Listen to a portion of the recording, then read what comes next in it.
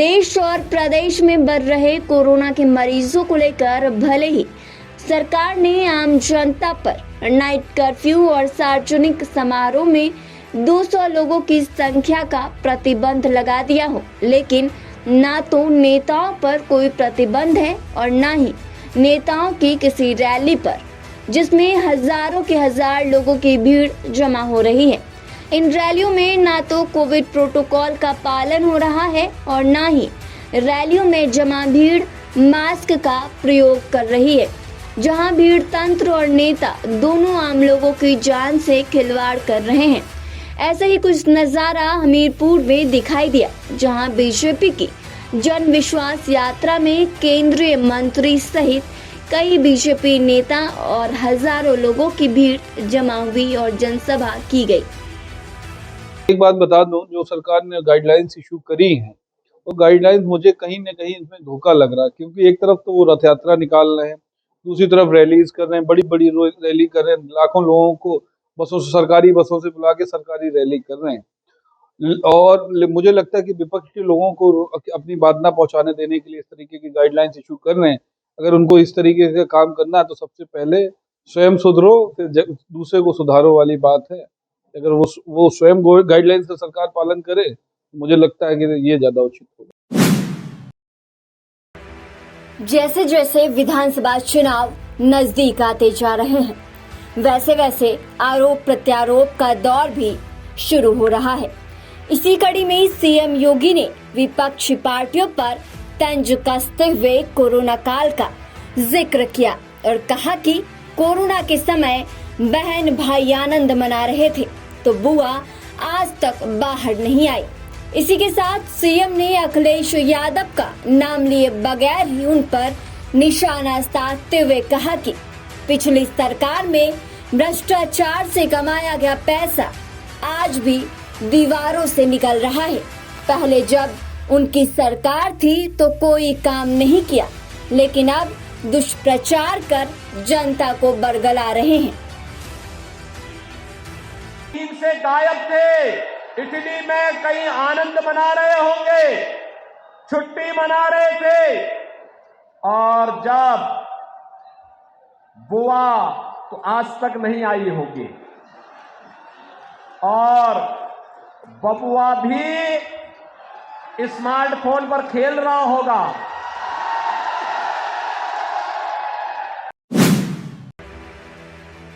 एक तरफ जहां देश भर में ओमिक्रॉन के तीसरी लहर की आशंका से लोग डरे हुए हैं, वहीं दूसरी तरफ चंदौली में अब डायरिया ने पैर पसारना शुरू कर दिया है। चंदौली के चकिया में तकरीबन 24 से ज्यादा बच्चों को एक साथ डायरिया हो गया है। बच्चों की उम्र महज 8 से 15 वर्ष बताई जा रही है। सभी का इलाज जिला संयुक्त चिकित्सालय में किया जा रहा है। दरअसल शहाबगंज विकास खंड के खजरा गांव में 22 दिसंबर से बच्चे उल्टी और दस्त के शिकार हो रहे हैं। मामला यही है कि पहले बच्चे को पतला लैट्रिन हो रहा था, उसके बाद दवा लिए, दवा से नहीं माना, फिर उसके बाद इंजेक्शन लगवाए, उससे भी नहीं माना, तो फिर यहाँ आना पड़ा। दोपहर के बाद से खजरा गांव जो कि शाहगंज ब्लॉक में पड़ता है, वहाँ के कुछ बच्चे हर उम्र के लगभग आज 7-8 से लगभग 14-15 साल तक के बच्चे ये उल्टी और पतला पैखाना, ये सब की शिकायत, पेट में दर्द इत्यादि को लेकर के आए थे। और कल जो है लगभग 13-14 बच्चे भर्ती हुए, आज भी 6-7 बच्चे भर्ती हुए हैं।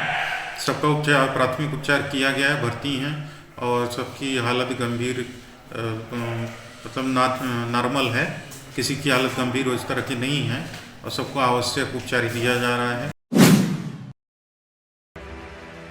बलरामपुर के रूपनगर गांव में राधेश्याम वर्मा उर्फ मिठाई लाल की दिन दहाड़े हत्या कर दी गई, जिसके बाद पूरे इलाके में आक्रोश पनप गया।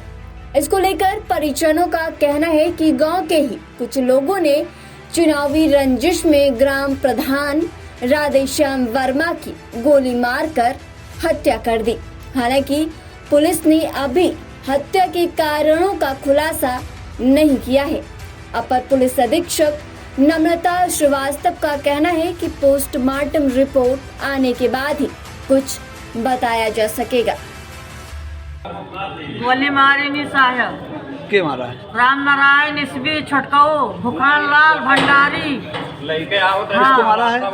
हाँ? किसको मारा है? राधे श्याम प्रधान का। अच्छा, हाँ, हमारा नाम मुन्नी है, हमारे गाँव का पति हैं। गाँव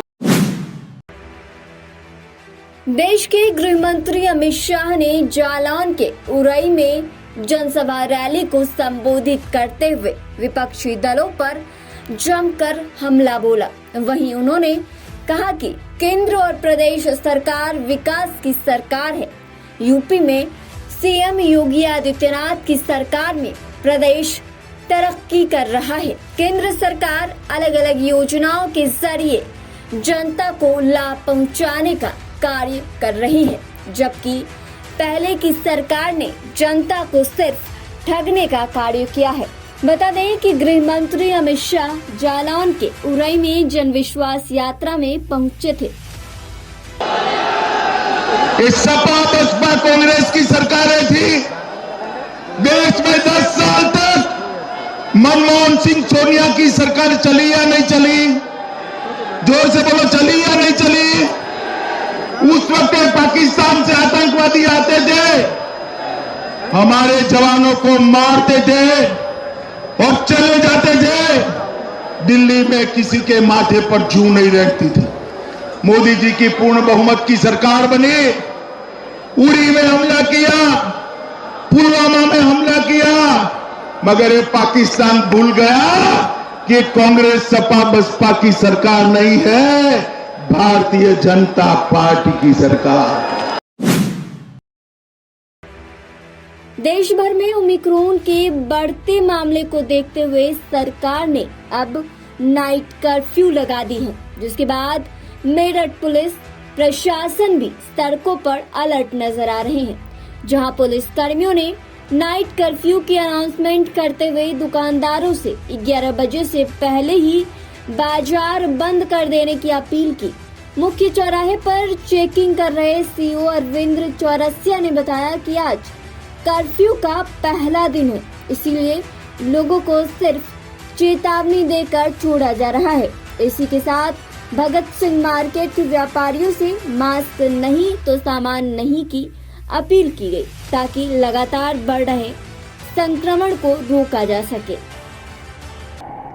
एसएसपी महोदय के निर्देशन में हम लोग राउंड पे हैं। सभी सीओ, सभी एडिशनल्स को सबको राउंड पे कराया गया है और सभी थानाध्यक्ष हमारे अपने अपने थाना क्षेत्र में बैरिकेडिंग किए हैं, जहां पर नॉर्मली लोगों को चेकिंग भी करके सचेत किया जा रहा है।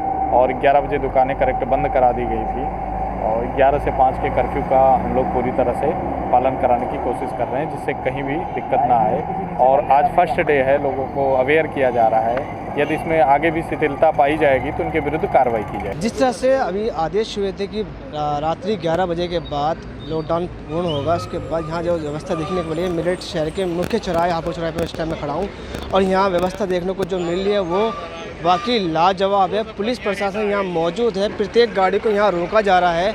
प्रत्येक गाड़ी को रोक के ये इंक्वायरी की जा रही है कि आपको इन्फॉर्मेशन होगी कि रात्रि 11 बजे के बाद लॉकडाउन लगा है और सुबह 5 लॉकडाउन जारी रहेगा। उसके बाद जो गाड़ी यहाँ पे रुक रही जो आ रही हैं उनको रोक के पूछा रहा है कि आप रात्रि में किस बजे निकले हैं। खुद यहाँ मौजूद सीओ अरविंद चौरसिया जी यहाँ मौजूद हैं और देख रेख कर रहे हैं। लगातार लोगों से जो गाड़ी आ रही है या कोई भी 2 भैया वाहन या 4 भैया वाहन पर आ रहा है उनसे बातचीत कर रहे हैं और देखिए किस तरह से इनको आदेश दिए जा रहे हैं। सीओ साहब खुद ये कह रहे हैं अभी 11 से 5 बंदी रहेगी। सर मेरा ट्रांसपोर्ट का काम है, मेरा ट्रक खरगोदा के पास हवा ले गया बगैर डीजल के। नहीं, इमरजेंसी में आप जा रहे हैं, आप जाइए, लेकिन अब आगे से ध्यान रखिएगा, ठीक है? अब कोरोना कर्फ्यू चल रहा है। हाँ, आप लगा लीजिए, जाइए। आप खुद देख रहे हैं कि यहाँ मौजूद सीओ अरविंद चौरसिया जी यहाँ पे सबको आगाह कर रहे हैं कि नेक्स्ट टाइम आपको कोई रियायत नहीं दी जाएगी। आपको फर्स्ट टाइम ये वार्निंग दी जा रही है। मैं सर से बात कर लूँगा। सीओ साहब, जिस तरह के यहाँ पे आदेश मिले हैं, लगातार आप चेकिंग कर रहे हैं, गाड़ी को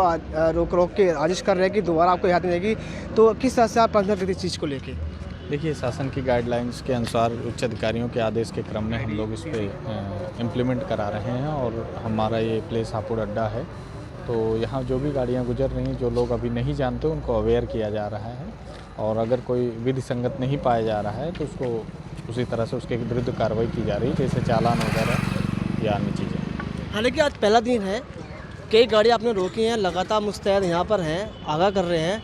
अगर को लगता है कि दोबारा इस टाइम को दोबारा आता है, यानी कि निकल अगले दिन, तो किसे कार्रवाई की जाएगी इसमें? नहीं, वो हमारा ये बैरिकेटिंग पॉइंट्स उच्च अधिकारियों के आदेश पे बना है, एसएसपी महोदय ने आदेश किया है और उसके आधार पे यहाँ पर हमेशा फोर्स रहेगी, वो आगाह करती रहेगी और विधिवत इसका मॉनिटरिंग होगा। ऐसा नहीं कि आदेश का अनुपालन नहीं होगा, तो हम लोग पूरी तरह से आदेश के अनुपालन में खड़े हैं। यहाँ की मुख्य मार्केट भी है भगत सिंह मार्केट, लगातार वहाँ भी इस तरह की देखने को मिलता है कि भड़का है, लेकिन वहाँ पे बाजार में किसी को लेकर किससे की आप कार्रवाई करेंगे कल के लिए? देखिए, अनाउंसमेंट किया जाएगा, उसमें जो गाइडलाइंस आई है, मास्क नहीं तो सामान नहीं। जालौन के उरई में परशुराम सेना ने सड़क जाम कर जबरदस्त प्रदर्शन किया।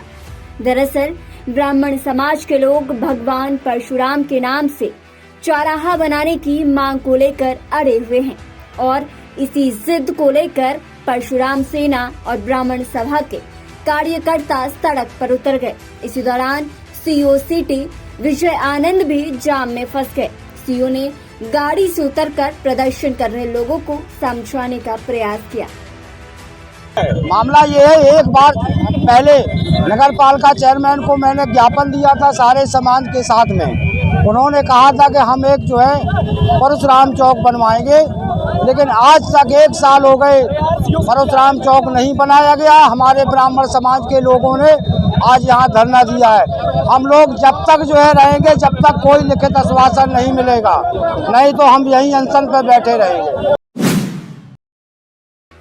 भारतीय किसान यूनियन के राष्ट्रीय प्रवक्ता राकेश टिकैत मथुरा पहुंचे, जहां उन्होंने किसान आंदोलन के समर्थन में तकरीबन 400 दिनों से चल रहे समता फाउंडेशन धरना दे रहे लोगों को कोल्ड ड्रिंक पिलाकर धरना खत्म कराया। वहीं उन्होंने सरकार पर तीखा वार करते हुए कहा कि ये भगवान कृष्ण की नगरी है और यहाँ पर भी कुछ लोग हंगामा करना चाहते हैं, जबकि यहाँ की सारी व्यवस्था अच्छी चल रही है, लोगों को खूब रोजगार मिल रहा है।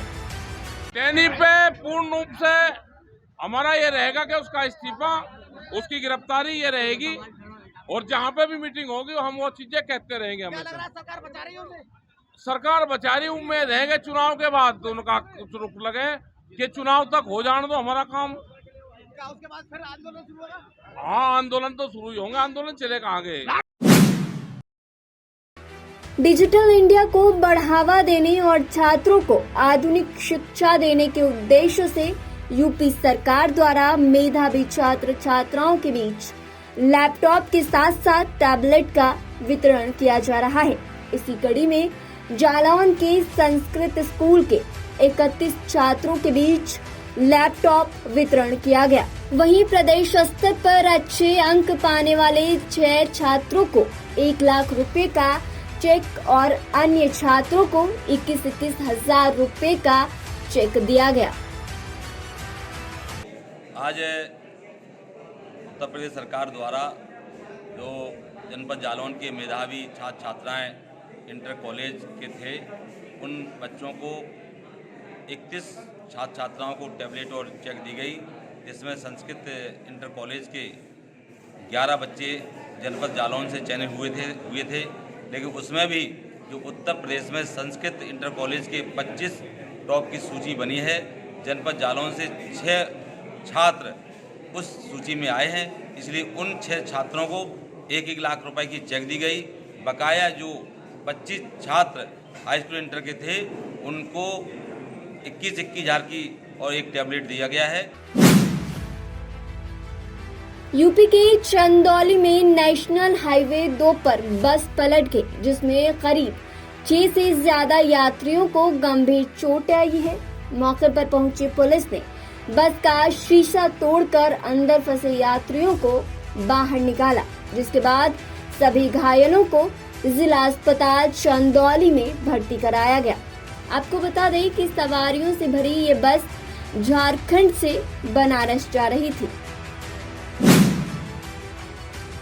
बुलंदशहर में जन विश्वास यात्रा कार्यक्रम का निरीक्षण करने पहुंचे बीजेपी नेता राजपाल सिंह लोधी पर जानलेवा हमला किया गया। राजपाल सिंह लोधी के साथ साथ बीजेपी नेता की पत्नी और 2 साथियों पर भी जानलेवा हमला किया गया।